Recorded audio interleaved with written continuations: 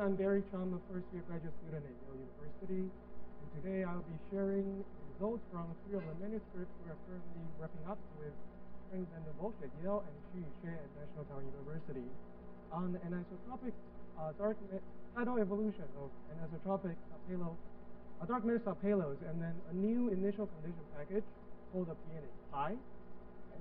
Let's start with a brief introduction. So dark matter subhalos are the most fundamental building blocks in CD and hierarchical structure formation.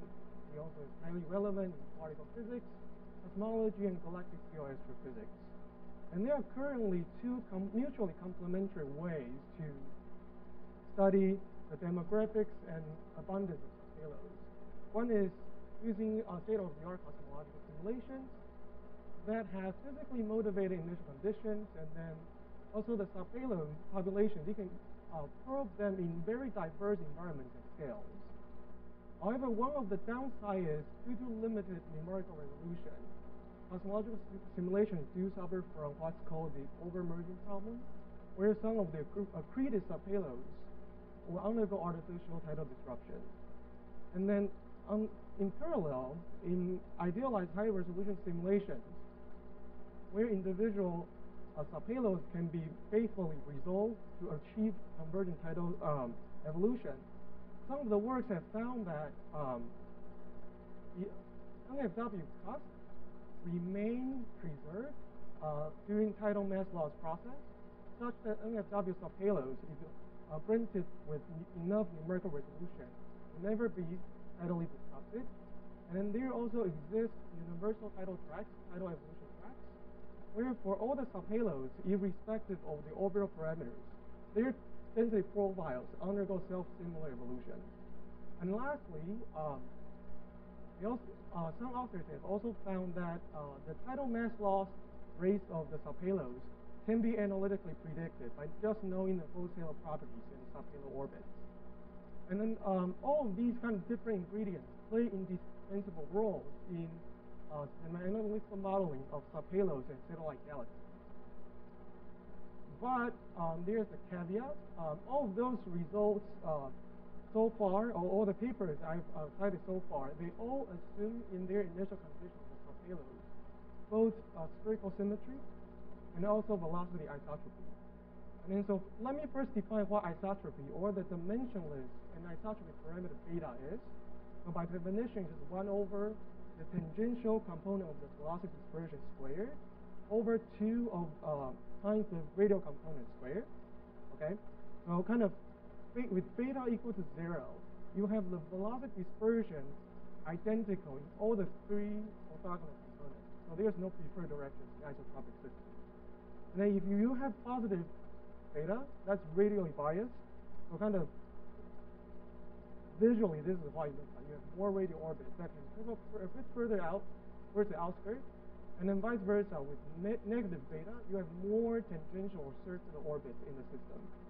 Okay, so some works have also shown that in the resolved dark matter halos or subhalos pre-accretion in linear CDN cosmological simulations, their anisotropy profiles are clearly not isotropic. And then this is one of the examples from multi-dark suite, where they stack their resolved dark matter structures, or virialized dark matter structures, and then at redshift 3 on the right, and then redshift 0 left and right, redshift 0.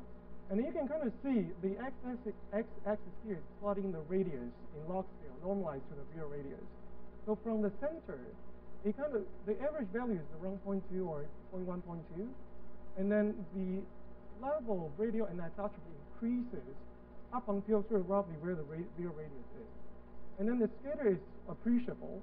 So here the arrow bars indicate the 1 sigma scatter within their sample. And then so for the rest of the talk, I'm going to relax this assumption a little bit, also isotropy, and I'm going to show you guys that all of these results no longer hold when velocity and isotropy is reintroduced into the picture. Okay, so let's first start by talking about how to prepare the initial conditions. Because NFW profiles have divergent total mass, so truncation of some kind has to be in place in order to set up the initial condition. So people have tried different things. including hard truncation, as kind of noted here, where this is an NFW profile, and at some point a truncation radius, outside of which you manually set the density profile to be 0, or some kind of more elaborate or a bit more kind of smooth truncation in density profile, kind of indicated here in blue.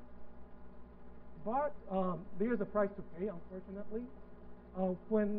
For methods that directly modify the density profile, you can leave behind a self-inconsistency in the velocity space or the underlying distribution function. And it might also additionally introduce dynamical instability into a system. So kind of to understand this more intuitively, here is the 6-dimensional distribution function, a bit more abstract, but by integrating over all velocity space, you get the ever so familiar density profile in 3 dimensions, right? So kind of in analogy to understand why modifying density profile directly might not be the most optimal option here is, just think of the 3D apple as the 6-dimensional distribution function. And then with a light source, that's kind of projection integrating over all velocity space, you are left with a 2D shadow. That's the projected kind of density profile. If I just want to directly kind of smear out or remove the thin shadow with no regard to what happened to the apple, it could be, in return, the truncation in the 3D kind of the full apple, it looks like very irregular and with a hole in the middle. Such that the apple becomes structurally unstable or dynamically unstable. So a better way or more natural way is to just in 3D, you introduce a hand, you plot the stand directly, such that after projection, you naturally remove the shadow stand that you don't want. So that's kind of the basic idea. Okay, so this is easier to say than done actually, because distribution functions are 6-dimensional objects. And then to kind of make a clear-cut truncation in distribution function space is mathematically challenging, if not intractable. So it was first pioneered by Krakows et al. Back in 2017, applying to isotropic spherical systems where the distribution function itself is only a function of energy, one-dimensional. So for the first time ever, we generalized this method to other family of anisotropic distribution functions where it's also single parameter. And then so here for the rest of the talk, I will be kind of playing with different models where so again, the x-axis here is plotting radius, log scale. And then the beta equals 0, this is the kind of standard benchmark isotropic case. And then we have constant beta, this is radially biased, tangentially biased. And also customary where you have isotropic central cusp, and then kind of completely radially biased outskirts. And then so without going to the horrendous looking mathematical derivations of work, here I present the new PIANISTpy open source Python package. Thanks for particle initial conditions with anisotropy. You can output arbitrary physical density profiles together with a selection of anisotropic distribution functions. And then because we do truncation in distribution function space itself, the output particle initial conditions require no further relaxation. And then so this is the logo, and then so stay tuned until in preparation. Okay. So let me kind of quickly show the utility of such a code. So here I'm showing NFW profile over here, preparing by GalPy and PIANISTpy. So identical density profile except where the truncation, around kind of where the truncation happens. So GalPy only supports hard truncation, so you can kind of see it just goes down. Whereas PIANISTpy will do truncation in distribution function space. So in density space, the kind of smooth tapering is automatically kind of there. And then the underlying distribution function is also very radially biased. So I'm going to kind of show this is the initial snapshot at t equals 0. So this is hard truncation, and then the black circle, this is the real radius of the halo. Okay, so I'm going to play a movie.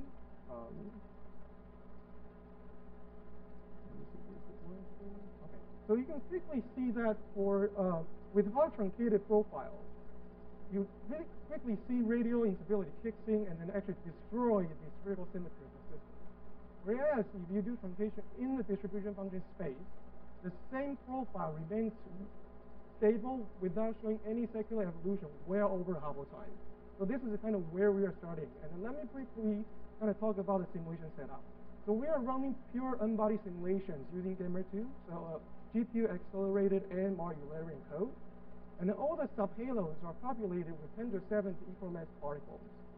And then tidally evolved in a static post-halo potential, which their mass is 1,000 times more massive than a subhalo. So if you can kind of imagine a Milky Way-like host, we are dealing with 10 to the 9th solar mass subhalos.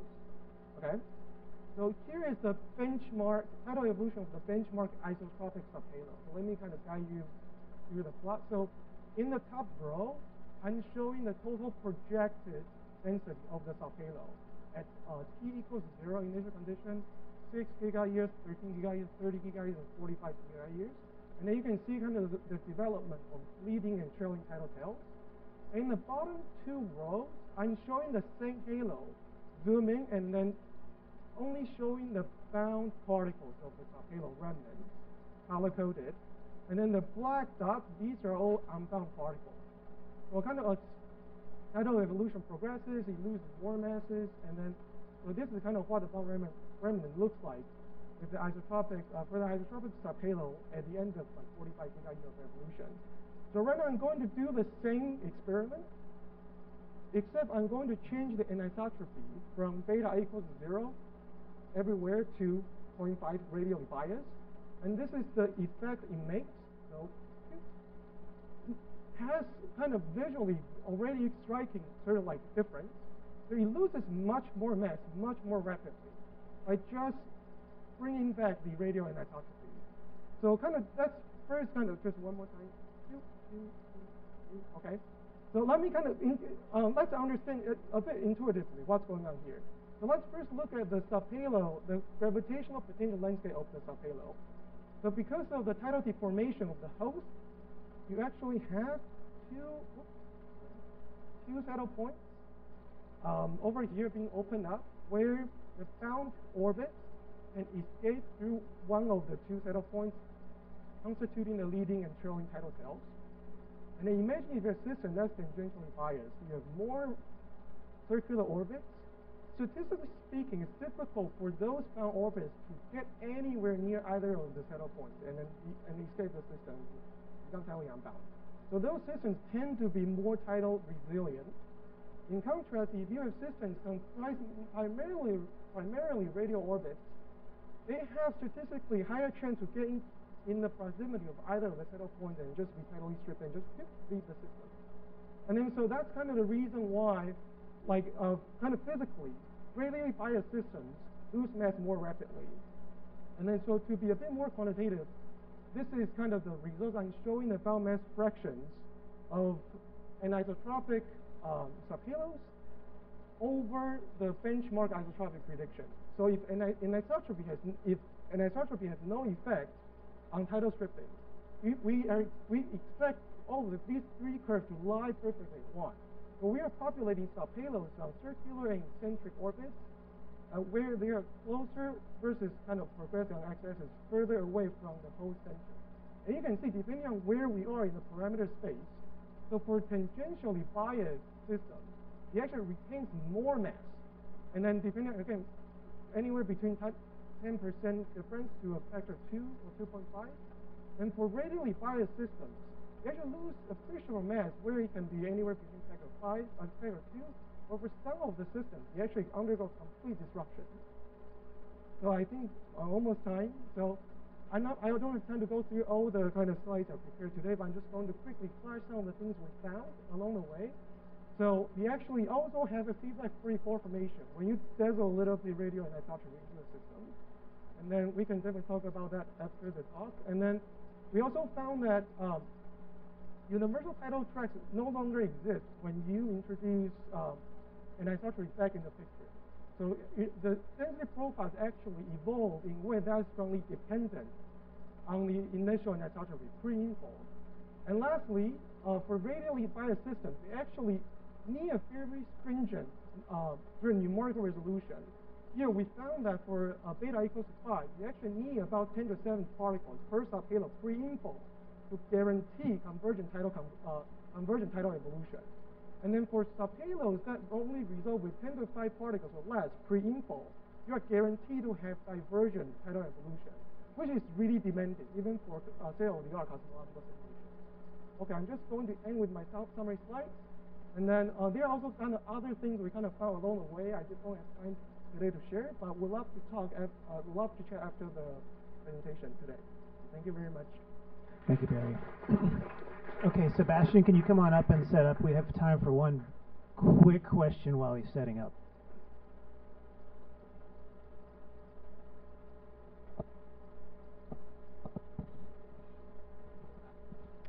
Phil Mansfield, Stanford University.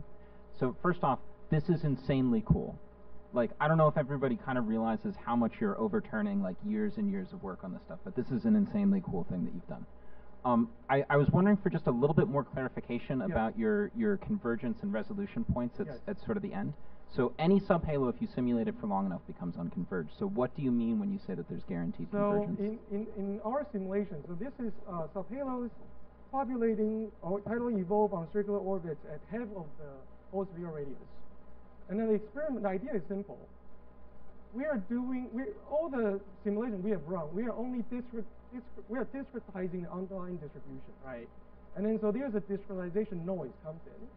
So ideally, when you achieve a convergence, you draw the same subhalo, 10 to the 7th particles from the underlying distribution function, but every single time the realization will be slightly different, right? And then so what we are doing is we know when the entire system will disrupt physically, and we do the same thing. We draw 10 independent realizations and see when that disruption happens. And then so we progressively kind of go towards lower and lower mass resolution and see how wide the spread of those disruption times would be. But this is only one slide. Another slide I didn't show is if you look at the tidal evolution of the entire system, it's the same thing. Tidal tracks is the same, it's divergent. You actually have an area where there's just no convergence. Below 10 to the 5 particles per subhalo pre-info, which is really demanding, unfortunately. Yeah. Thanks again. Yes. Actually, we got to move on. I'm sorry. Okay, next is Sebastian Monzen, who will tell us about the stellar mass halo.